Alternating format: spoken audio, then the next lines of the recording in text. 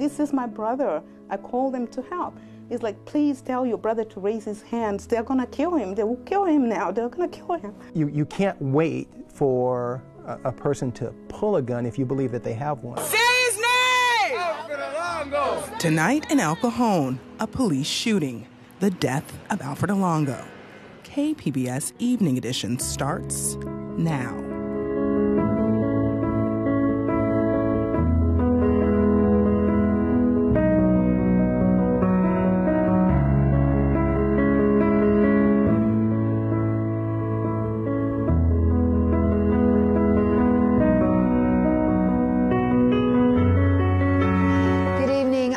Sharma inside our KPBS News studios.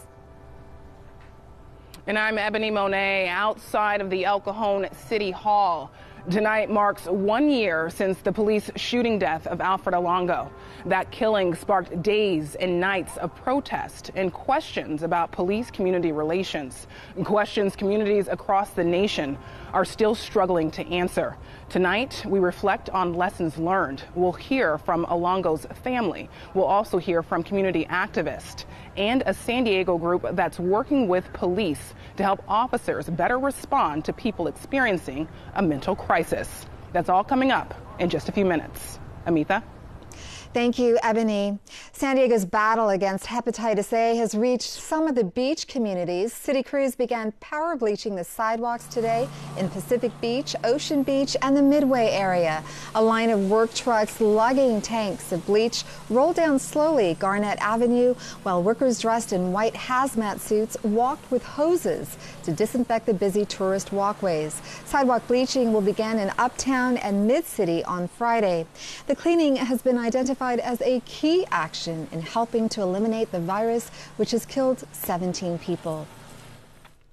SDG&E is again pressing California regulators to allow it to bill customers for costs related to the 2007 wildfires. This a month after two judges issued a decision saying SDG&E should not be allowed to charge ratepayers $379 million in expenses. The state inquiry found the company's own lines ignited the fires because they did not properly design, build, and maintain their equipment. Governor Jerry Brown has signed a bill that allows law enforcement agencies not to release body camera footage depicting rape victims. The measure permits withholding video and audio recordings of both sexual and domestic violence when a victim's face, voice, or intimate body part is depicted. Governor Brown wants California to pack a bigger punch in the next presidential race. He signed legislation today allowing residents to vote 3 months earlier. This will give the state more sway in nominating candidates for the general election. In the last race, residents voted after President Trump and Hillary Clinton had already clinched their party's nomination. The change also pushes California's primaries for state offices to March. The White House reportedly wants to lower the cap on the number of refugees allowed in the U.S. Members of Congress will be consulted before the figure becomes official. However, that conversation will not include all 5 congressional members from San Diego, which is a top site for resettlement. Only Republican Darrell Issa sits on a committee that is required to be informed. There's a high-risk fire for some cities along the coast as winds speed up and things stay dry. Erin Calandra has more in tonight's forecast. It's looking pretty nice around here. Taking a look at our radar and satellite, nothing going on. We don't have any kind of precipitation, no rain, just nice, clear, sunny skies. Tonight, 64 degrees, partly cloudy conditions. Taking a look at Oceanside tonight, 54, Ramona, 56, Alpine, 57, Borrego Springs, 66 degrees. We do have a high fire risk here right along the coast. That's because of some gusty winds and very dry conditions. Certainly could be some bad news for any kind of wildfire. Tomorrow, Oceanside 83, Poway and Ramona coming in at 93, Alpine 91, and Mount Laguna nice and cool, 72 degrees. Along the coast, it's going to be pretty nice. We're still above average until the weekend, then we drop down to the 70s, still a few degrees above average. Inland, plenty of sunshine, dropping down to the 80s by Saturday. In the mountains, we're in the 70s, beautiful conditions there. And in the deserts, it is still hot, double digits though, in the upper 90s for our highs. For KPBS News, News, I'm Erin Calandra.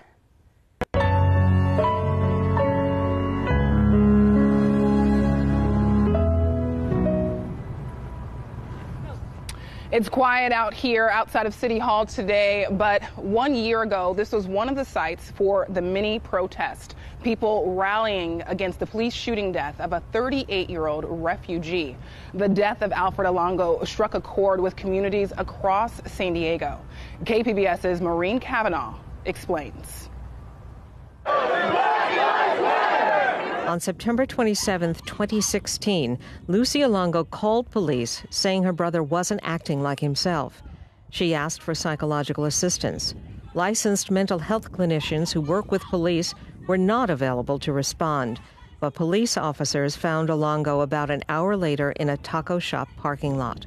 Officer Richard Gonzalez shot Olango 4 times after Olango pulled an object out of his pants pocket and gestured toward officers.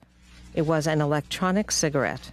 Police initially did not release the video, showing only a still image of Olango in what they called a shooting stance. But the next day, El Cajon Mayor Bill Wells described what he saw on the tape. I saw a man who was distraught, a man who was acting in ways that looked like he was in great pain. And I saw him get gunned down and killed, and it broke my heart. It's time! It's time! To get organized! Get organized! For a natural revolution! For a natural revolution! Protests began Tuesday, the day Olango was killed, and continued throughout the week. At first, they were largely peaceful, but by Thursday, there were eruptions of violence. Police used pepper spray balls to break up protesters blocking intersections. Some protesters threw bottles at police. The unrest prompted law enforcement to release the video the next day. District Attorney Bonnie Dumanis eventually cleared Officer Gonzalez in January, ruling the shooting was justified. I'm Maureen Cavanaugh, KPBS News. It was Alfred Olango's sister who called El Cajon police to say her brother was having a mental crisis in the minutes before he was shot and killed by an officer.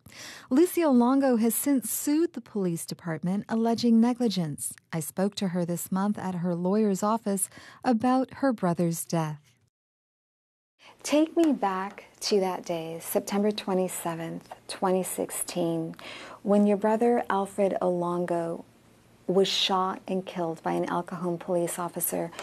He had shown up at your place hours earlier. How was he behaving? What was his mental state? He was telling me that he's so scared. I'm like, why are you scared? It's like, I think people are following me. I'm like, which people are following you? There's nobody here in my house. I opened the door. I'm like, look, there's nobody here. What did you think was happening to him? When I saw Alfred that time, and when he was sitting and sweating profusely, he was going into crisis. He had a mental breakdown, completely mental breakdown. And when I called for these people to come and help, he was still in the house. We were staying, we were all in the house, me and him. You called police at that time? Yeah, when he was sweating profusely, I did call police. I called, the number, like, hey, my brother is not doing so well. I need somebody to come and help him. I waited and waited. I was cooking too and stuff. He was still in the house. I waited. Nobody called. I'm like, what is going on? So I got dressed even, in my scrubs because I was going to go to work. And when I was getting dressed and stuff, he walked out of the house. And I didn't know where he had gone. He leaves your apartment. You drive to work. What did you see? I go to my car, driving, and I see him walking, crossing the street. What did you see? He was looking like as if somebody is following him or somebody's after him. He's like looking around like somebody, somebody who is scared. And I called him, Alfred, stop, don't walk like that. He's walking fast, and I'm walking with him, talking to him, come, let's go back home, come, let's go back. It's not safe out here. You called El Cajon police again, but what happened? He gets out with the gun and pointing at him. Put your hands up. Put your hands up. How are you going to come and start pointing somebody who is having a mental breakdown that cannot process to put their hands up? So there was an African-American lady already at the side, like, and when I came, and then he's like, please, do you know this man? I'm like, this is my brother. I called him to help. He's like, please tell your brother to raise his hands. They're going to kill him. They will kill him now. They're going to kill him.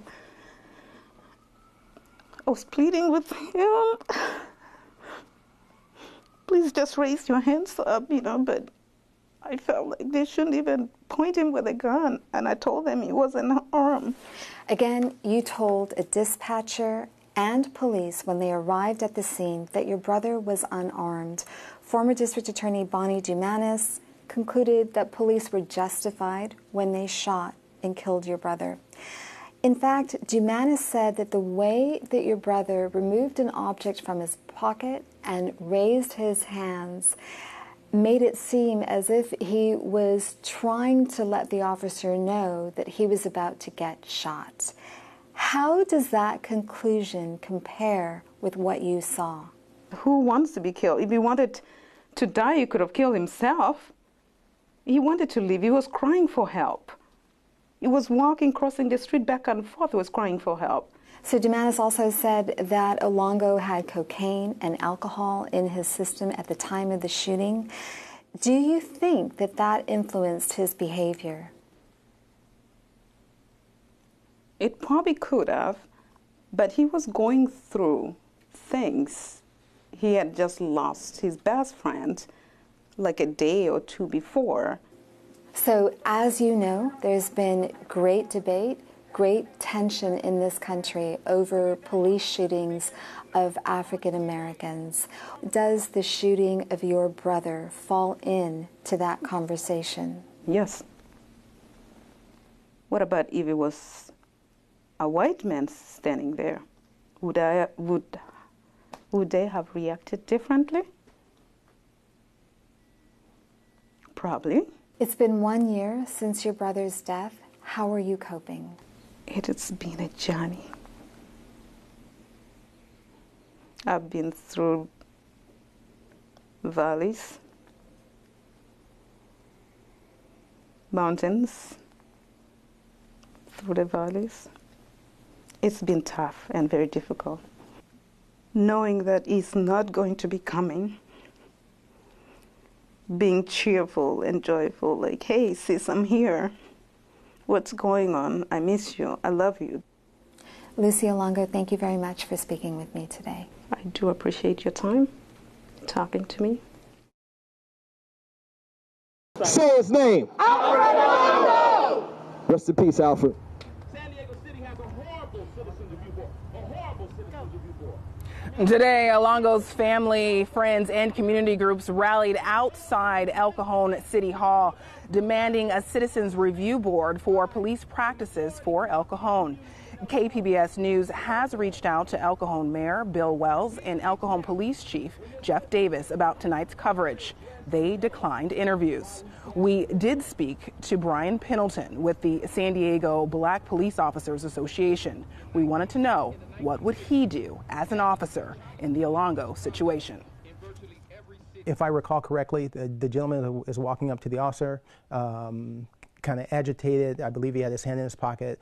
I couldn't hear the audio or if the officer was telling him to take his hands out of his pocket. But in a situation like that where you have a situation that's rapidly unfolding, the person is not obeying your commands, and you have nowhere to go, at least in my mind, you have nowhere to go, and you believe that this person is posing a threat to you, you can't wait for a person to pull a gun if you believe that they have one, because by the time they pull it and pull the trigger, I mean, you can't negotiate anymore. There's no place for you to go. So, you know, I felt, at least in that situation, as I looked at it, I thought, man, I would hate to be in that officer situation, because I probably would have done the same thing. How do you keep personal biases from interfering with quality policing? You know, you just got to tell yourself, I mean, you're there to do the right thing. I mean, certainly, I mean, I think the majority of cops, police officers, are trying to do their job correctly all the time, but we all have biases. I have them myself. So, you know, it's hard not to look at a situation or someone and not reflect on a past experience. I mean, that we're human. That's what happens. But when you let those biases take over, you know, all common sense and all reasoning, you're lumping this person. You're thinking that, you know, this is the same as everybody else, and then that's a problem. You just got to. I mean, you have to find a way to look past those biases to do your job correctly. Thank you so much. Mm-hmm. You're welcome. Increasingly, police are finding themselves on the front line responding to people dealing with a mental crisis. KPBS reporter Susan Murphy spoke with a local group working with police departments to teach officers how to communicate with someone experiencing a mental breakdown. And we want to warn you, this next piece includes actual recordings from a police shooting that some viewers may find disturbing. How you doing, sir? How are you?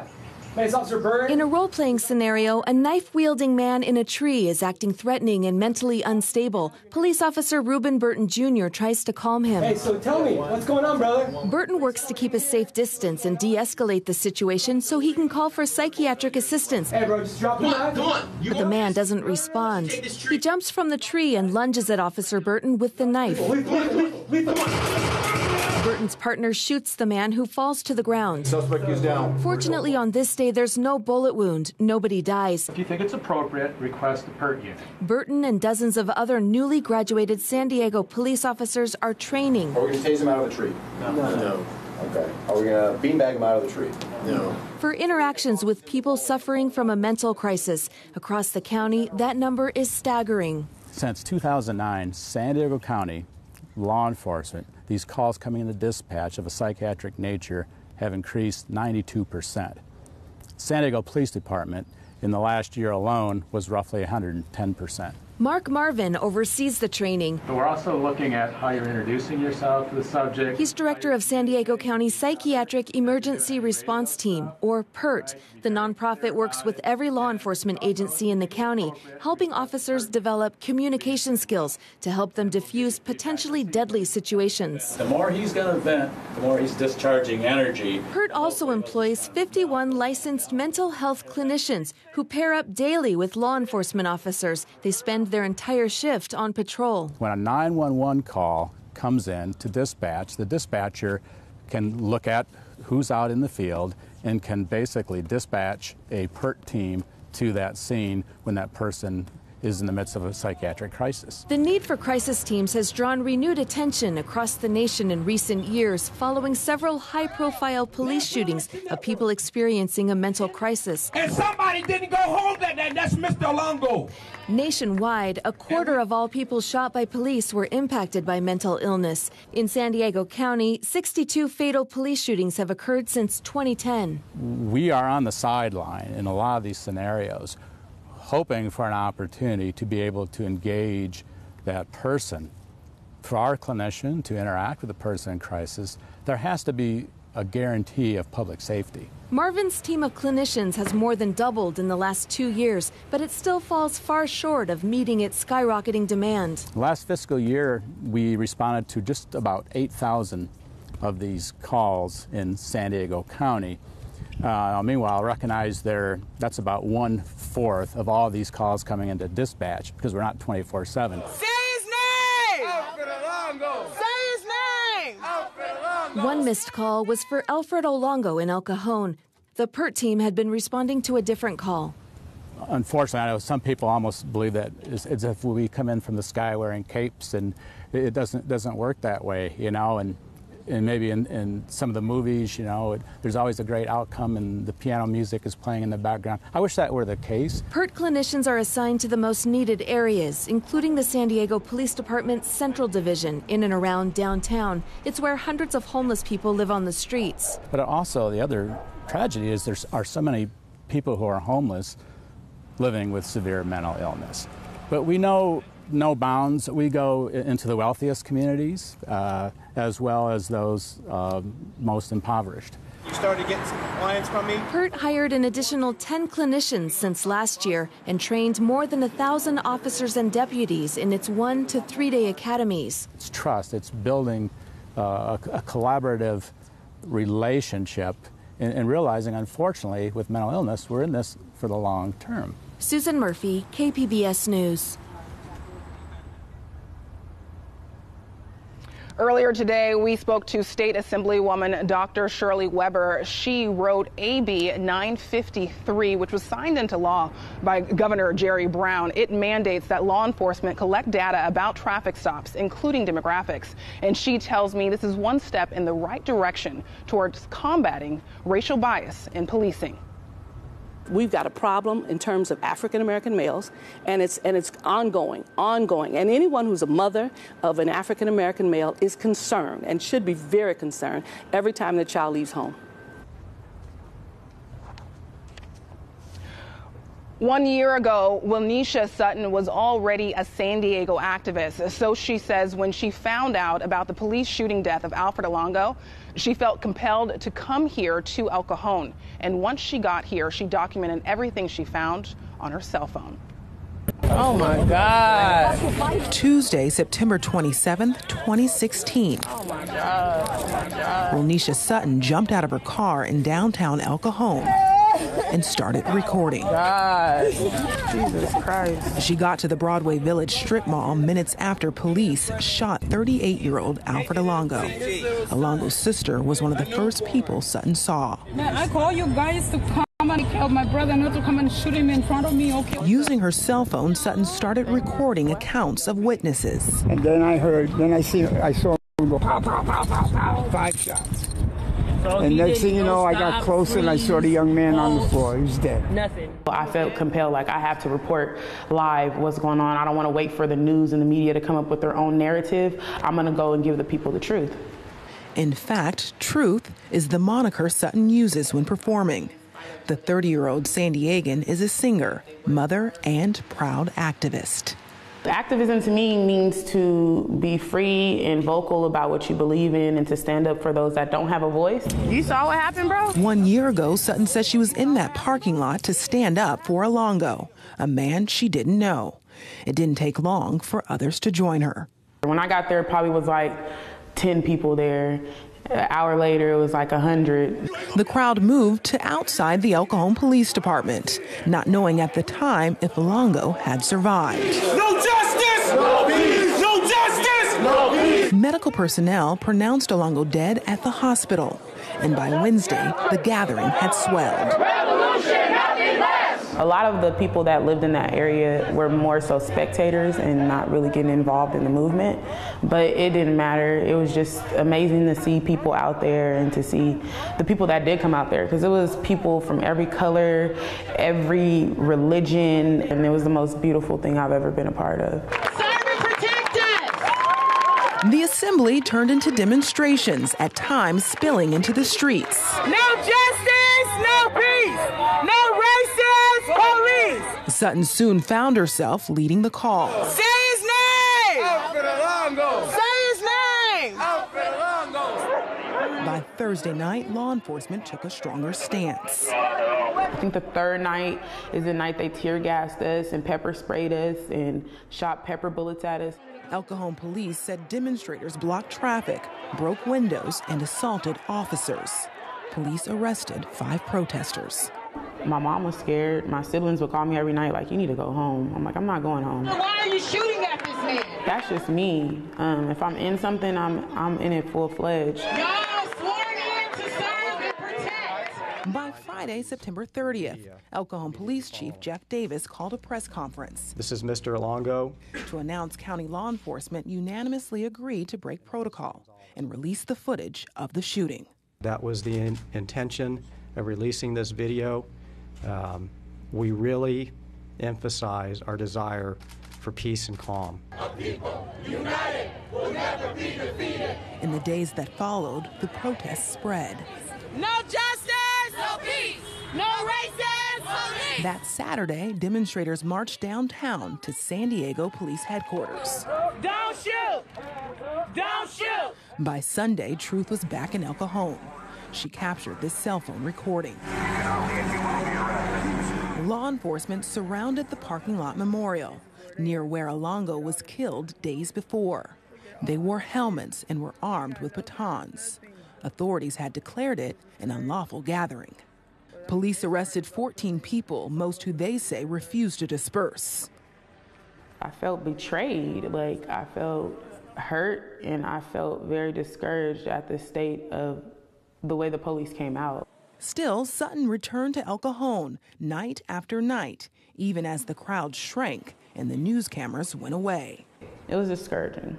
It was very discouraging. The remaining resistors dubbed the parking lot Olango Village, where Sutton says she stayed for 50-plus trying days. I lost myself in that. I was very depressed afterwards, very.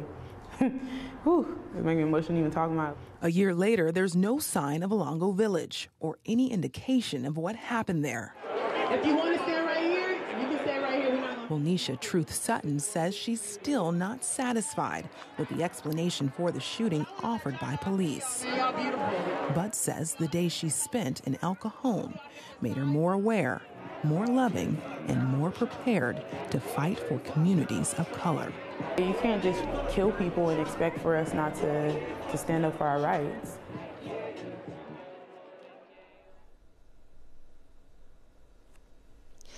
And you can find tonight's stories on our website, kpbs.org/evening edition.